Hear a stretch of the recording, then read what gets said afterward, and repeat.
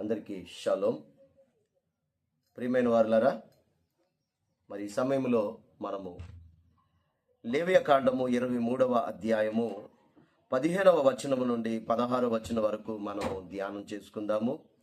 మీరు విశ్రాంతి దినమునకు మరునాడు మొదలుకొని అనగా అల్లాడించు పనులు మీరు తెచ్చిన దినం మొదలుకొని 7 వారములు లెక్కింపవలెను. లెక్కకు తక్కువ కాకుండా 7 వారములు లెక్కింపవలెను. 7వ విశ్రాంతి దినపు మరుదినం వరకు మీరు 50 దినములు లెక్కించి ఎల్షదాయి వారికి క్రొత్త పళ్ళముతో నైవేద్యములు అర్పింపవలెను.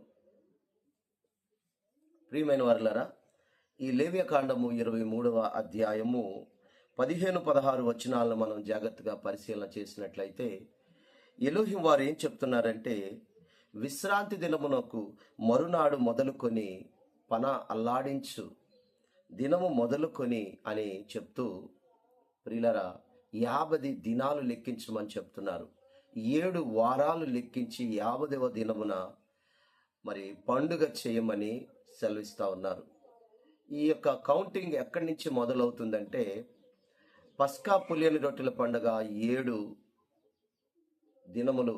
ఈ 7 దినముల్లో మొదటి దినము మరునాడు అంటే 2వ దినము నుండి, పస్కా పండుగ 2వ దినము నుండి 7 వారాలు లెక్కించమని ఆ పరలోకమందున్న తండ్రి ఆజ్ఞాపిస్తూ ఉన్నారు. 7 వారాలు లెక్కించి 50వ రోజున సావోత్ పండుగ. సావోత్ పండుగ అంటే, సావోత్ అంటే వారములు. ఎబ్రి భాషలో సావోత్ అంటే వారములు. దీనినే ఎబ్రిలకు ద్వితీయోపదేశ కాండము 16వ అధ్యాయము 16 వచనములో మనం చూసినప్పుడు ప్రియులారా 16:16లో ఏటికి 3 మారులు అనగా పొంగని రొట్టెల పండుగలోను, వారముల పండుగలోను, పర్ణశాలల పండుగలోను నీ ఎలోహిమైన ఎల్షదాయి ఏర్పరచుకున్న స్థలమున మీ మగవారందరూ ఆయన సన్నిధిని కనబడవలెను. ఇక్కడ వారముల పండుగ అనే మాట చూస్తూ ఉన్నాము. వారముల పండుగ. వారముల పండుగ అంటే దాన్ని ఎబ్రి భాషలో సావోత్ అంటారు. దాన్ని గ్రీక్ భాషలో పెంతుకోస్తు అంటారు. పెంతుకోస్తు అంటే 50వ దినము అని మనం గమనించాలి ప్రియులారా. మనము ఈ యొక్క లేవి కాండము 23వ అధ్యాయము, లేవి కాండము 23వ అధ్యాయం 15-16 వచనాల్లో ఎలోహిం వారు ఏం చెప్తున్నారంటే, 7 వారములు లెక్కించమని చెప్తున్నారు. ఆయన ఏది చెప్పినా అది మన మేలు కొరకే, అది మన ఆశీర్వాదాల కొరకే చెప్తారు. ఆయన నోటి నుండి వచ్చి ప్రతి మాట మనల్ని బ్రతికిస్తుంది, మనకి జ్ఞానాన్ని ఇస్తుంది, మనకి ఆశీర్వాదాన్ని ఇస్తుంది. కాబట్టి మనం ఖచ్చితంగా ఆయన చెప్పింది మనం చెయ్యాలి. అయితే నేటి విచారకరమైన విషయం ఏంటంటే, చాలామంది పాత నిబంధన గ్రంథాన్ని పెద్దగా పట్టించుకోరు. ఏదో కీర్తన గ్రంథాలు చదువుతారు, సామెతల గ్రంథం చదువుతారు. మరి వారికి అవసరమైనటువంటి కొటేషన్స్ అన్నీ కూడా పాత నిబంధనలోంచి తీసుకుంటారు. కానీ పాత నిబంధన గ్రంథంలో ఉన్నటువంటి సర్వసత్యాన్ని పక్కన పెట్టేటువంటి క్రైస్తవ సమాజము ఈరోజు చాలామంది ఉన్నారు ప్రియులారా. అందుచేత మనం ఒకటి గమనించాలి. పరిశుద్ధ గ్రంథాన్ని పట్టుకున్న మనము ఈ గ్రంథములో ఆదికాండము 1వ అధ్యాయము మొదలుకొని ప్రకటన గ్రంథము 22వ అధ్యాయం వరకు కూడా ప్రతి మాట కూడా ఎలోహిం వారిచ్చిన మాటే. అందులో ఒకటి కలపడానికి లేదు, ఒకటి తీసివేయడానికి లేదు. అయితే నేటి దౌర్భాగ్యము, విచారకరమైన విషయం ఏంటంటే, చాలామంది బోధకులు ఏం చెప్తున్నారంటే, పాత నిబంధన కొట్టివేయబడింది అని, పాత నిబంధన ఇశ్రాయేలీలకు మాత్రమే ఇవ్వబడిందని, దానితో మనకి పని లేదని చెప్పేటువంటి బోధకులు కూడా ఉన్నారు ప్రియులారా. ఇది చాలా తప్పు. ఇది అబద్ధపు బోధ అని మనం గమనించాలి. కనుక మనము పరిశుద్ధ గ్రంథములో ఉన్న ప్రతి మాటను కూడా మనం అర్థం చేసుకోవాలి. ఆయన ప్రతి మాటలో కూడా మనకి జీవం ఉన్నది ప్రియులారా. అందుకని ఎలోహిం వారి నోటి నుండి వచ్చే ప్రతి మాట వల్ల కూడా మనం బ్రతుకుతాము. అయితే ఇప్పుడు మనం ధ్యానిస్తున్నటువంటి వాక్యము లేవి కాండము 23వ అధ్యాయము 15-16 వచనాల్లో 7 వారాలు లెక్కించి 50వ దినాన్న మరి పండుగ జరుపుకోమని ఎలోహిం వారు సెలవిస్తా ఉన్నారు. దానినే ద్వితీయోపదేశకాండము 16:16లో వారముల పండుగ అని పిలుస్తా ఉన్నాము. క్రొత్త నిబంధన గ్రంథములో పెంతుకోస్తు అన్న పండుగ అని మనము ధ్యానిస్తా ఉన్నాము. అసలు ఏంటి అసలు ఈ యొక్క లెక్కింపు అనేది ఎందుకు పరమ తండ్రి వారు ఇచ్చారు? 50 దినాలు లెక్కించమని ఎందుకు చెప్తున్నారంటే, ఇశ్రాయేలు ప్రజలు ఐగుప్తు దేశంలో బానిసలుగా ఉన్నారు. ఈ బానిసలుగా ఉన్నటువంటి వీరిని పస్కా పండగలో వారికి విడుదల ఇవ్వడం జరిగింది. ఐగుప్తు నుండి పస్కా పండుగలో విమోచించబడిన వీరు 50 దినాల ప్రయాణం చేసి వీరు సీనాయి పర్వతం దగ్గరికి చేరుకున్నారు. సీనాయి పర్వతం దగ్గర చేరుకున్నప్పుడు అక్కడ వారికి ధర్మశాస్త్రము ఇవ్వబడింది. ఆ సృష్టికర్త అయిన ఆ ఎలోహిం వారు పరలోకము నుండి దిగి వచ్చి ఇశ్రాయేలీయులకు తన మహిమను చూపించి ఆయన స్వరాన్ని వినిపించి 10 ఆజ్ఞలు ఇచ్చి ధర్మశాస్త్రం ఇచ్చి వారితో మరి నిబంధన చేసుకున్నారు. ఇది ఒక ప్రత్యేకమైన దినము. దాన్ని ఎబ్రీ క్యాలెండర్లో సేవాన్ 6th అంటారు. అంటే సేవాన్ అంటే ఎబ్రీ క్యాలెండర్లో 3వ నెల 6వ తారీఖున ధర్మశాస్త్రము ఇవ్వబడింది. ఈ ధర్మశాస్త్రం ఇవ్వబడిన దినాన్ని ప్రతి సంవత్సరం కూడా ఇశ్రాయేలీయులు లెక్కించుకోవాలని చెప్పారు. ఎక్కడి నుంచి ఎక్కడికి లెక్కించాలంటే ఐగుప్తు నుండి బయలుదేరి సీనాయికు చేరుకున్నటువంటి ఈ యొక్క దినాలు 50 దినాలు లెక్కించమని చెప్తున్నారు. ఎందుకనంటే ఐగుప్తు నుండి విమోచించబడ్డారు. ప్రారంభమైంది విమోచన. ఆ విమోచన ఎక్కడ సంపూర్ణమైందంటే సీనాయి పర్వతం దగ్గర సంపూర్ణమైంది. ఎందుకు సీనాయి పర్వతం దగ్గర సంపూర్ణమైందంటే అక్కడ ధర్మశాస్త్రం ఇవ్వబడింది. ధర్మశాస్త్రము సంపూర్ణమైన విమోచన కలిగించేదై ఉన్నదని బైబిల్ బోధిస్తూ ఉంది. అయితే కొంతమంది బోధకులు, అవగాహన లేని బోధకులు ఏం చెప్తున్నారంటే ధర్మశాస్త్రము మనల్ని బంధిస్తుంది అని చెప్తున్నారు.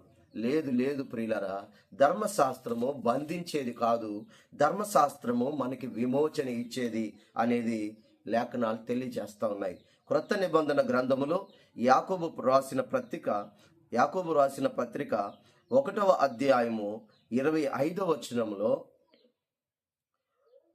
అయితే స్వాతంత్రమునిచ్చు సంపూర్ణ నియమములో తేరు చూసి నిలకడగా ఉండువాడెవడో వాడు విని మరచువాడు కాక క్రియను చేయువాడునై ఉండి తన క్రియలో ధన్యుడగును. అయితే ఇక్కడ వాక్యంలో మనం జాగ్రత్తగా గమనిస్తే స్వాతంత్రమునిచ్చు సంపూర్ణ నియమము అనే మాట చదువుతున్నాం. అంటే లా ఆఫ్ లిబర్టీ అనే మాట ఇంగ్లీష్లో ఉంది ప్రియులారా. లా ఆఫ్ లిబర్టీ అంటే ధర్మశాస్త్రము, లిబర్టీ అంటే స్వాతంత్రమునిచ్చేదై ఉన్నది, అది బంధించేది కాదు. ఇశ్రాయేలీయులకు ధర్మశాస్త్రం ఇచ్చింది ఎలోహిం వారు వారిని బానిసలుగా చేయటానికి కాదు. బానిసలుగా ఉన్న వారికి ఐగుప్తు నుండి విమోచన ఇచ్చి వారికి పూర్తి స్వాతంత్రాన్ని సీనాయి పర్వతం దగ్గర ధర్మశాస్త్రము తోరా ఇవ్వటం ద్వారా వారికి విమోచన కలిగించారు. అందుకనే ఈ యొక్క పస్కా నుండి ఈ పెంతెకోస్తు పండుగ వరకు ఈ దినాలు ఏ దినాలంటే విమోచన దినాలు. అందుకనే వీటిని ప్రతి సంవత్సరము కూడా ఆయన ప్రజలైన వారు, సాతాను ప్రజలు కాదు, బైబిల్ వ్యతిరేకించే ప్రజలు కాదు, బైబిల్ని సగం నమ్మే ప్రజలు కాదు, బైబిల్ని పూర్తిగా నమ్మే ప్రజలే ఈ యొక్క వాక్యాన్ని అర్థం చేసుకుంటారు. సగం నమ్మే ప్రజలు వారు దేవుని ప్రజలు కాదు, వారు బైబిల్కి సంబంధించిన వారు కాదు, వారు నిజమైన క్రైస్తవులు కాదని బైబిల్ అయితే తెలియజేస్తూ ఉంది. కాబట్టి ఈ 50 దినాలు ఎందుకు లెక్కించమంటున్నారు అంటే ఈ 50 దినాలు లెక్కించుట అనేది జ్ఞానంతో కూడుకున్నది అని మనం గమనించాలి. సృష్టికర్త లెక్కించమంటే 1, 2, 3, 4 మరి 48, 49, 50 అని లెక్కించమని కాదు. అవి లెక్కించటం అనేది జరుగుతూ ఉంటుంది. కానీ ఆత్మ సంబంధముగా ఈ లెక్కింపు అనేది 1 నుంచి ప్రారంభమయ్యి 50 వరకు చేరుకుంటుంది. అంటే మన ఆత్మ సంబంధమైనటువంటి ఈ స్థాయి 1 నుంచి ఈ 50 అనే ఒక సంపూర్ణ స్థాయి వరకు దినదినము మనము ఈ స్థాయికి ఎదగాలి. అంటే ఐగుప్తు నుండి బానిసలుగా విడిపించబడిన ఇశ్రాయేలు ప్రజలు ఏ స్థాయికి చేరుకున్నారంటే, సీనాయి పర్వతం దగ్గర సర్వలోకాన్ని చేసిన సృష్టికర్త ఎదుట నిలవబడగలిగేటువంటి ఒక ఉన్నతమైన స్థాయికి వారు వచ్చారు. అలాగే ఈరోజు మనం అందరం కూడా సృష్టికర్త ఎదుట నిలవబడేటువంటి ఉన్నత స్థాయికి రావటం కోసమే ఈ 50 రోజులు అనే ఈ యొక్క లెక్కింపు అనేది, ఈ యొక్క ఓమేరు ధ్యానాలు అంటారు.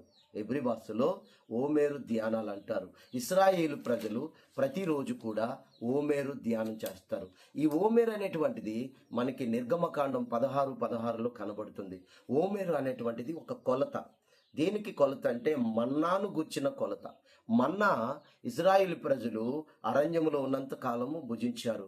దానిని మనిషికి ఒక ఓమేరు చొప్పున కొలత. ఓమేరు అంటే ఆహారము.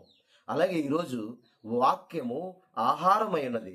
అనుదినము కూడా మనము ఈ 50 దినాలు కూడా మరి ఒక్కొక్క రోజు ఒక్కొక్క ఓమేరును మనం భుజించాలి. అంటే వాక్యాన్ని భుజిస్తూ మనము 50వ దినానికి సిద్ధపడాలి. పెంతుకోస్తు దినానికి సిద్ధపడాలి. ఈరోజు విచారకరమైన విషయం ఏంటంటే, క్రైస్తవ సమాజము బైబిల్లో లేని క్రిస్టమస్ చేస్తూ ఉంది, బైబిల్లో లేని ఈస్టర్ పండుగ చేస్తూ ఉంది, బైబిల్లో లేని జనవరి 1 చేస్తూ ఉంది, బైబిల్లో లేని ఆదివారం ఆరాధన పాటిస్తున్నారు, బైబిల్లో లేనటువంటి లెంట్ దినాలు పాటిస్తున్నారు. కానీ బైబిల్లో ఉన్నటువంటి పెంతుకోస్తు పండుగ దినాన్ని పక్కన పెట్టేశారు. ఎంత విచారకరము! ఇలా పక్కన పెట్టేవారు చెప్పే మాటలు ఏంటంటే, అది ఇశ్రాయేలీలకండి, మనకు కాదు అంటున్నారు. అయితే జనవరి 1 క్రైస్తవులకా? ఆదివారం ఆరాధన క్రైస్తవులదా? అది రోమన్ క్యాథలికులది. క్రిస్టమస్ క్రైస్తవులదా? అది రోమన్ క్యాథలికులు సెమెరెమెస్ అనే దేవతకు, తమ్మూజు అనేటువంటి దేవతకు సంబంధించింది. ఇవన్నీ కూడా అన్యత్వములో ఉన్నవి తీసుకుని వచ్చి పాటిస్తూ, ప్రియులారా, బైబిల్లో ఉన్నవి పాటించాలని చెప్తుంటే అవి ఇశ్రాయేలు కంటే ఎలా? బైబిల్ ఇశ్రాయేలీది కాదా? కొత్త నిబంధన ఇశ్రాయేలీది కాదా? హెబ్రీయులకు రాసిన పత్రిక 8:8 చదివితే క్రొత్త నిబంధన కూడా ఇశ్రాయేలుకే ఇచ్చారని గ్రంథం చెప్తుంది. క్రొత్త నిబంధన వాక్యాలు ఎవరి మధ్యలో ప్రకటించబడ్డాయి? 4 సువార్తలు ఎవరికి ప్రకటించబడ్డాయి? ఇశ్రాయేలీలకు కాదా నా ప్రియమైన సహోదరి సహోదరులారా? కాబట్టి అర్థం చేసుకోండి. నేటికైనా ఈ విషయాలు అర్థం చేసుకునే ప్రయత్నం చేయండి ప్రియులారా. కాబట్టి ఇశ్రాయేలీయులకు ఇవ్వబడిన ఈ మార్గాలు మనం కూడా నేర్చుకోవాలని బైబిల్ బోధిస్తూ ఉంది. ఇర్మియా గ్రంథము 12వ అధ్యాయము 16 వచనాన్ని మనం చూసినట్లయితే, ఇర్మియా గ్రంథము 12వ అధ్యాయము 16 వచనం,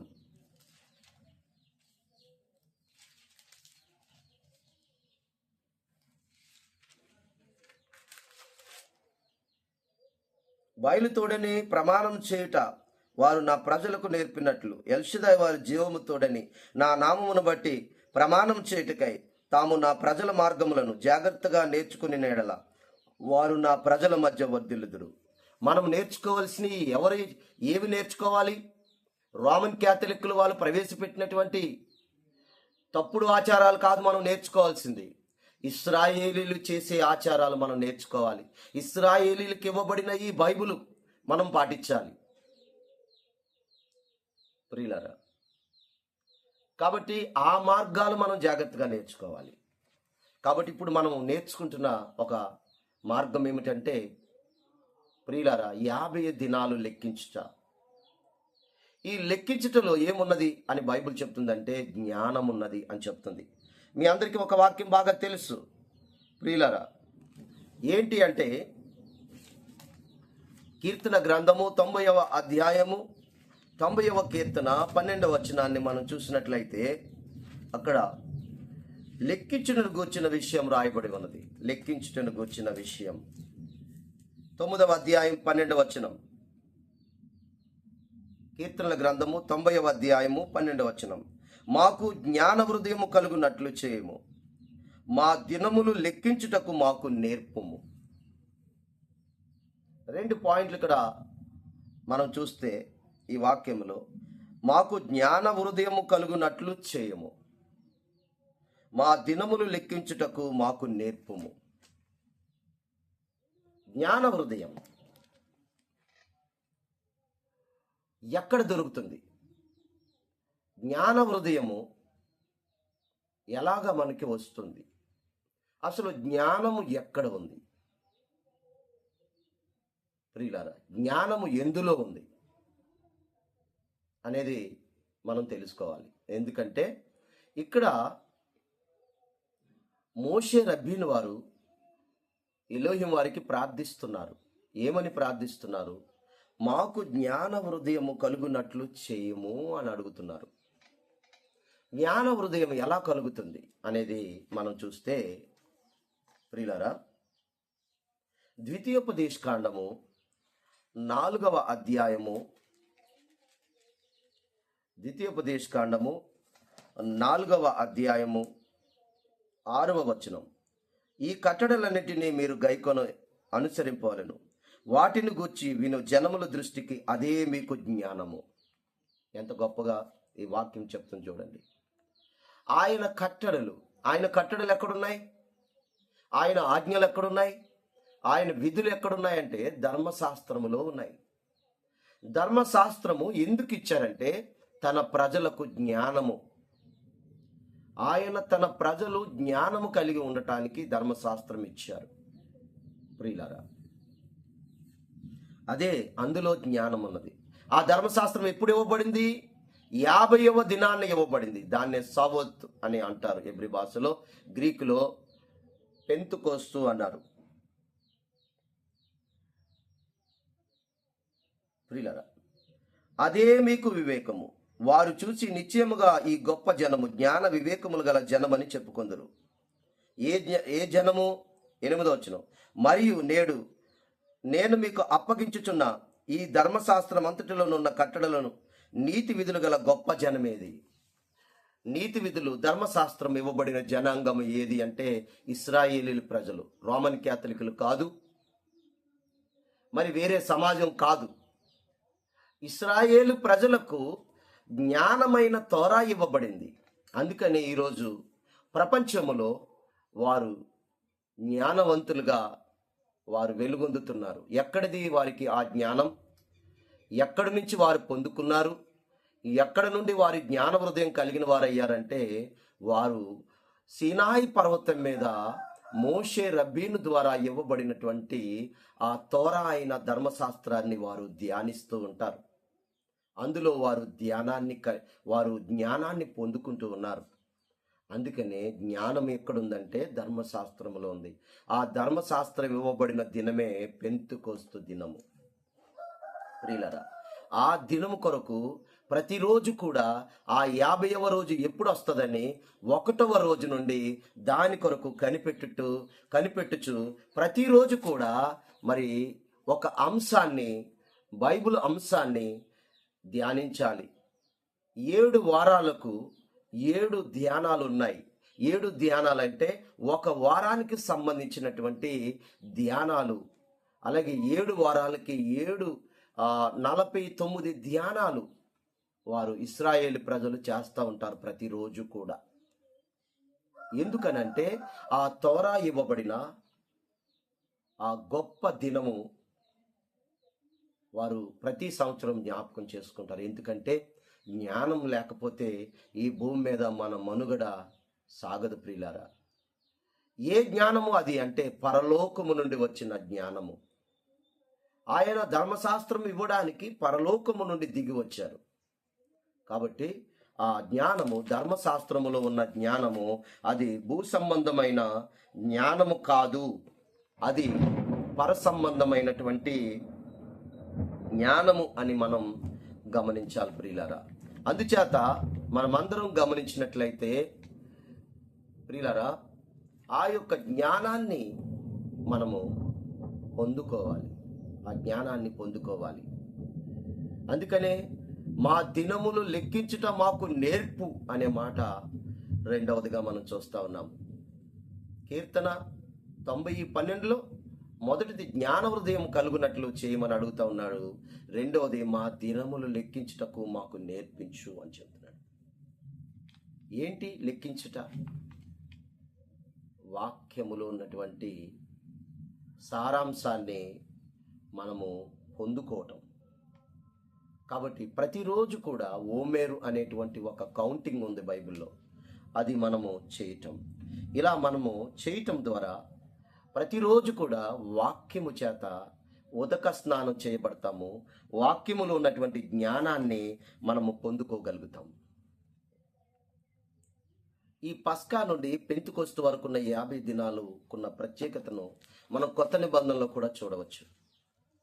మన రక్షకుడైన మెస్సయ్య పునరుత్థానుడైన తరువాత తన శిష్యులతో 40 దినాలు గడిపినట్లుగా మనం చూస్తూ ఉన్నాము. అంటే ఈ 50 దినాలకు సంబంధించిన దినాల్లోనే ఆయన వారితో 40 దినాలు ఉన్నారు. ఏ 50కి సంబంధించినవి? పస్కా నుండి పెంతెకొస్తు వరకు ఉన్న 50 దినాల ఈ కాలములోనే ఆయన తన శిష్యులతో 40 దినాలు గడిపారు. ప్రియులారా, 40 దినాలు గడిపారు. అపోస్తుల కార్యాలు 1వ అధ్యాయము 2వ వచనాన్ని చూసినట్లయితే, తరువాత ఆయన పరమునకు చేర్చుకొనబడిన దినం వరకు ఆయన చేయుటకును బోధించుటకును ఆరంభించిన వాటన్నిటిని గూర్చి నా మొదటి గ్రంథమందు రచించి తిని, ఆయన శ్రమపడిన తరువాత 40 దినముల వరకు వారి కగుపడుచు ఎలోహిం వారి రాజ్య విషయములను గూర్చి బోధించుచు అనేక ప్రమాణములను చూపి వారికి తన్ను తాను సజీవునిగా కనపరుచుకునెను. ప్రియులారా, జాగ్రత్తగా గమనించాలి. ఆయన 40 దినాలు ఈ యొక్క పస్కా పెంతెకొస్తు పండుగ మధ్యలో ఉన్న ఈ దినాల్లో 40 దినాలు ఆయన వారితో గడిపారు. శిష్యులైతే ఆయనతో 40 దినాలు గడిపారు. అలాగే 10 దినాలు వారు మరలా ప్రత్యేకంగా గడిపారు. మొత్తం 50 దినాలు వారు లెక్కిస్తూ ఉన్నారు, ఓమేరు లెక్కిస్తూ ఉన్నారు. 50వ దినం రానే వచ్చింది. ప్రకటన అపోస్తుల కార్యాలు 2వ అధ్యాయం 1వ వచనంలో, పెంతెకొస్తు పండుగ దినము వచ్చినప్పుడు అందరూ ఒక చోట కూడి ఉండిరి. కాబట్టి వీరు పెంతెకొస్తు దినమునకు సిద్ధపడుతూ ఉన్నారు. 50వ దినం కొరకు ఎదురు చూస్తూ ఉన్నారు. ఎందుకంటే 50వ దినము ఒక వాగ్దానంతో కూడినది. 50వ దినము వాగ్దానంతో కూడినది. ఏమిటి ఆ వాగ్దానము అనేది మనం చూసినట్లయితే, ప్రియులారా, అపోస్తుల కార్యాలు 1వ అధ్యాయం 4వ వచనంలో, ఆయన వారిని కలుసుకొని ఎలాగూ ఆజ్ఞాపించెను, మీరు యెరూషలేములో నుండి వెళ్ళక నా వలన వినిన తండ్రి యొక్క వాగ్దానము కొరకు కనిపెట్టుడి. వాగ్దానము కొరకు కనిపెట్టమని చెప్తున్నాడు. ఆ వాగ్దానము ఏమిటి అంటే పరిశుద్ధాత్మ అనే వాగ్దానము. ఆ వాగ్దానము ఎప్పుడు ఇవ్వబడింది అంటే పెంతెకొస్తు అనే పండగ దినమున. అంటే ధర్మశాస్త్రము ఏ దినమునైతే ఇవ్వబడిందో అదే దినమున, ప్రియులారా, పరిశుద్ధాత్మ కూడా ఇవ్వబడింది.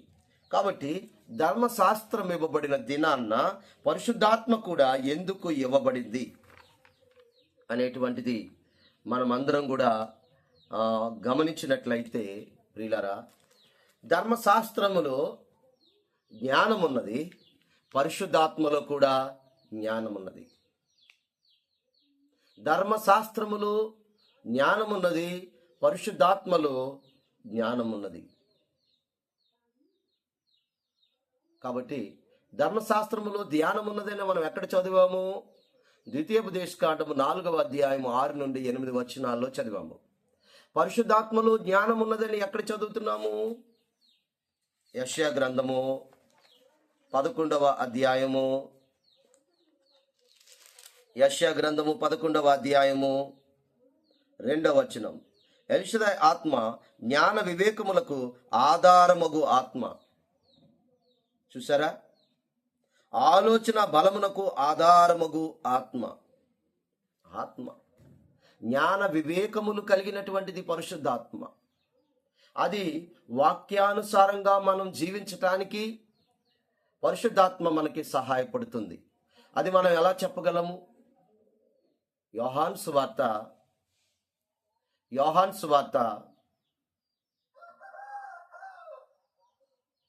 14వ అధ్యాయము 6వ వచనాన్ని మనం చదువుకుందాం. యోహాను సువార్త 11వ అధ్యాయం 14వ అధ్యాయము 26వ వచనం.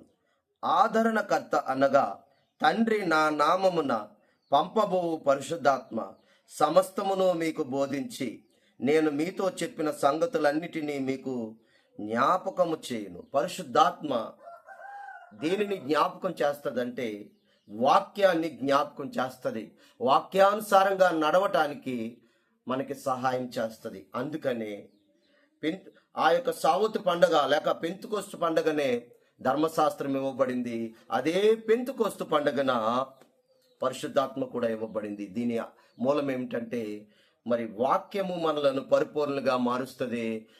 మరి పరిశుద్ధాత్మ ద్వారా మనం పరిపూర్ణ స్థితికి మనం వస్తాము. అందుకని వాక్యం మనకి ఏం బోధిస్తుందంటే మనము సంపూర్ణం కావాలని బోధిస్తూ ఉంది. ప్రియమైన వారులారా, మనము వాక్య జ్ఞానములో సంపూర్ణం కావాలి. పరిశుద్ధాత్మలో మనం పూర్ణులం కావాలి. పరిశుద్ధాత్మ పూర్ణులం కావాలి, పరిపూర్ణం కావాలి. అందుకనే మనల్ని పరిపూర్ణంగా చేయటానికి ఈ జ్ఞానాన్ని పొందుకునేటువంటి 50 దినాలు, అనుదినం కూడా 50 దినాలు, పస్కా నుండి పెంతుకొస్తు వరకు 50 దినాలు ధ్యానం చేయాలని, 50 దినాలు లెక్కించాలని, అందులో జ్ఞానం ఉన్నదని పరమ తండ్రి వారు మనకు తెలియజేస్తూ ఉన్నారు. ఎందుకంటే జ్ఞానం లేకపోయినట్లయితే మనం పరలోక రాజ్యం ప్రవేశించే అవకాశం లేదు. ఎందుకంటే మనము ఈ లోకములో ఏ పని అయినా జ్ఞానంతోనే మనం చేస్తాం. సక్సెస్ అవ్వాలంటే అది జ్ఞానంతోనే.